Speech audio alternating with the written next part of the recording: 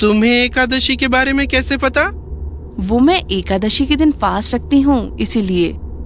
कल ही एकादशी है ना? हाँ, कल ही एकादशी है। थोड़ी देर बाद शिल्पा नाश्ता करके अपने रूम में चली जाती है। दोस्तों, कल एकादशी है, याद है ना? तुम्हें कल क्या करना है? देव, तू कैसी बातें कर रहा है? क्या तुझे लगता है कोई भूल सकता है? तो तुम्हें याद होगा कि अब तक हमने कल के लिए कोई भी तैयारी नहीं की है। हमें तो कल वहां जाकर बस उस मंदाकिनी की लाश को आग लगानी है। इसके लिए क्या तैयारी करनी है? वही तो, आखिर केरोसिन और मैच बॉक्स लेने में कितना ही टाइम लगता है। लगता है तुम दोनों ने उस अनजान औरत की बात ध्यान से नहीं सुनी। उसने हमें उस लाश का विधि पूर्वक अंतिम संस्कार करने के लिए कहा था, तभी उसकी आत्मा को शांति मिल पाएगी। फिर अब हमें क्या करना होगा देव?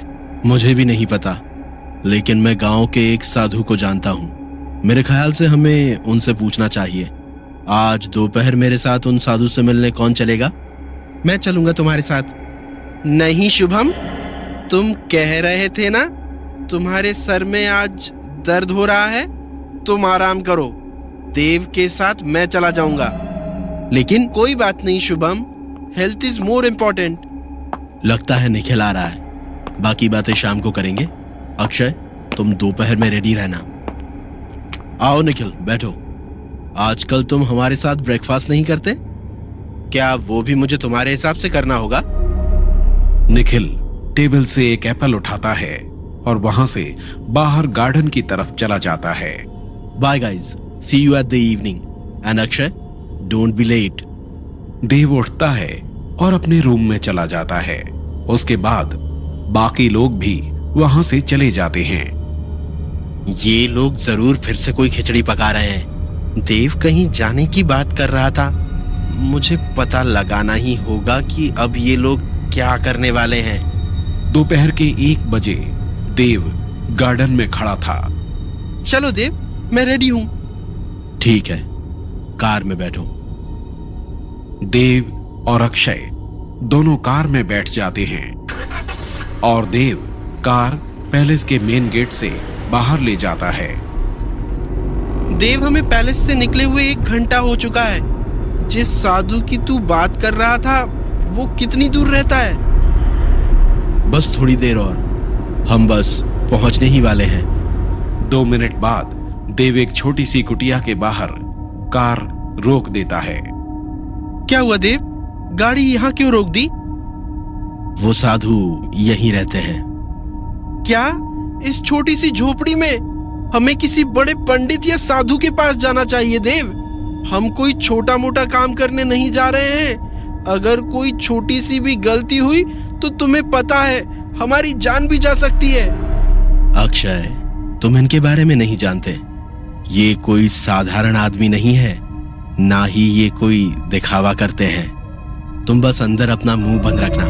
हमें उनसे बहुत सोच समझ कर बात करनी होगी।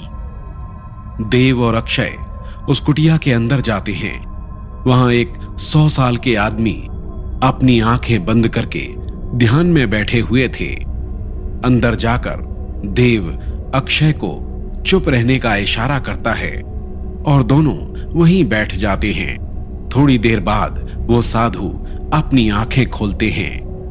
प्रणाम गुरुजी।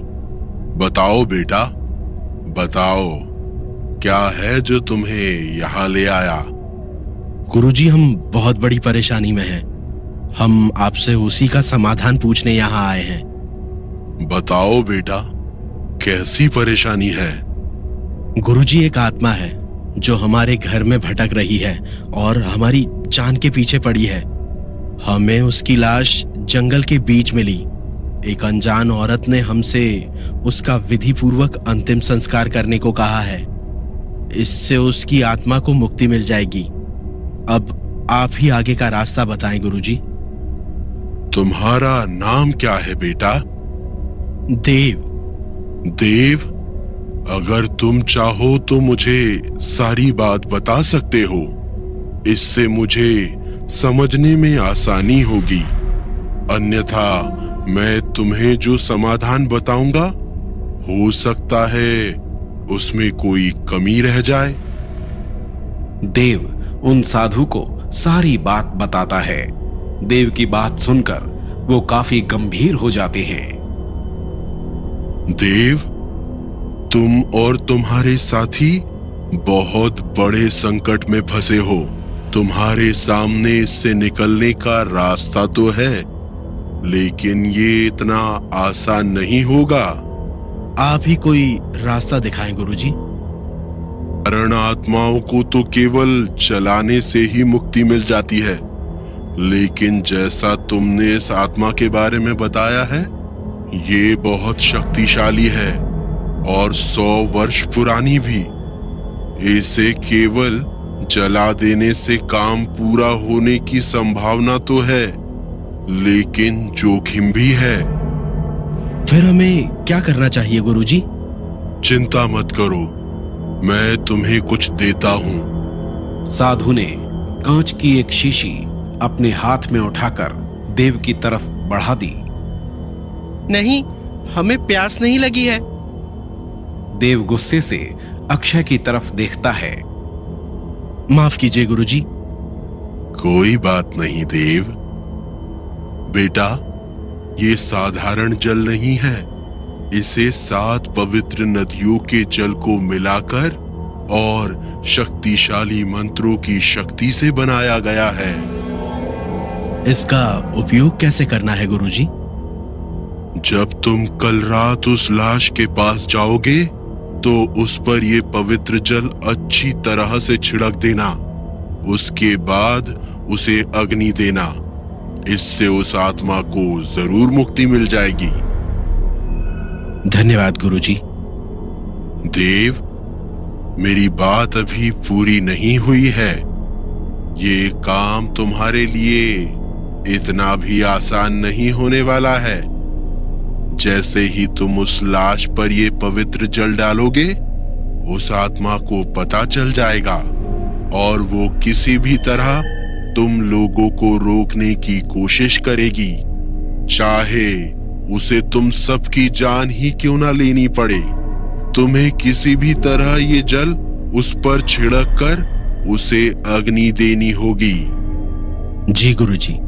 मैं माता से तुम्हारी सुरक्षा के लिए प्रार्थना करूंगा बेटा। प्रणाम गुरुजी। प्रणाम गुरुजी। माता तुम्हारी रक्षा करे। देव और अक्षय कुटिया से बाहर निकल जाते हैं। अक्षय, मैंने तुझे समझाया था ना, अंदर कुछ भी नहीं बोलना। तुझे आइडिया भी नहीं है, अगर इन्हें गुस्सा आ जाता तो क्या होता। सॉरी यार, मुझसे गलती हो गई। मुझे लगा वो हमें पीने के लिए पानी दे रहे हैं, और वैसे भी उन्हें देखकर लगता नहीं उन्हें कभी गुस्सा आ सकता है। मुझे तो उन्हें देखकर लगा कि कोई इतना शांत कैसे हो सकता है। अक्षय, तेरी बात सच तो है, लेकिन आधी ही सच है। गुरुजी का स्वभाव सच में ही जल की तरह शीतल और शांत है, लेकिन मैंने उनके गुस्से की भी कहानियां सुनी है। गलत के लिए गुरुजी का स्वभाव आग से भी ज्यादा खतरनाक है। अब हमें वापस जाना चाहिए, पैलेस पहुंचने तक शाम हो जाएगी। दोनों फिर से कार में बैठ जाते हैं और वापस पैलेस के लिए निकल जाते हैं। दूसरी तरफ वृंदा और मंदाकिनी एक अंधेरे कमरे में बात कर रहे थे। अब तक उस बाबा ने कोई जवाब नहीं दिया। पता नहीं कौन उस तहखाने में गया होगा। कहीं ये उस अंजलि और उसके दोस्तों का काम तो नहीं है? नहीं, बिल्कुल नहीं, ये उनका काम नहीं हो सकता। मैंने जिस आत्मा को वहां की सुरक्षा में लगाया था, वो बहुत शक्तिशाली है। अगर ये उनका काम होता तो वो उन्हें खत्म कर चुकी होती, और उस आत्मा को कोई साधारण तांत्रिक भी कैद नहीं कर सकता। ये कोई बहुत शक्तिशाली आदमी ही कर सकता है। आज शाम हम खुद जंगल में जाकर देखेंगे। तहखाने में अच्छी तरह देखने से हमें कोई सुराग जरूर मिलेगा, और हम तुम्हारी उस आत्मा को भी ढूंढ निकालेंगे।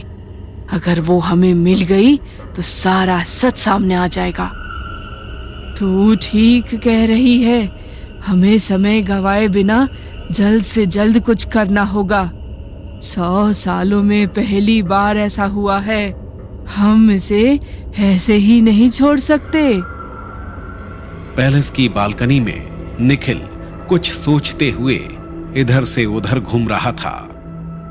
आखिर ये सब चल क्या रहा है? देव और अक्षय को गए हुए काफी समय हो गया है। वो अब तक लौट कर नहीं आए हैं। पता नहीं वो लोग क्या करने गए हैं। मुझे आजकल इन लोगों की हरकतें कुछ ठीक नहीं लग रही है। ये लोग जरूर छुपकर कोई ना कोई चाल चल रहे हैं। निखिल, तुम यहाँ अकेले क्या कर रहे हो? कुछ नहीं, बस यहीं टहल रहा था। नीचे कार नहीं है, कोई बाहर गया है क्या?